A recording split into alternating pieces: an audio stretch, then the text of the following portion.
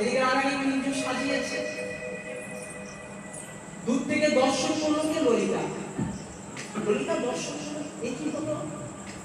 এটা তো গোবিন্দ ঠিক করলো না। রাধারানীকে বললো যে রাধে কুঞ্জ সাজাও, তোমার কুঞ্জে আমি যাবো, কিন্তু রাধারানী কুঞ্জে না গিয়ে গেল কোথায়? বিরজার কুঞ্জে। এটা তো উচিত হলো না। তাহলে এই খবরটা দিতে হবে কাকে? এই খবরটা দিতে হবে রাধারানী।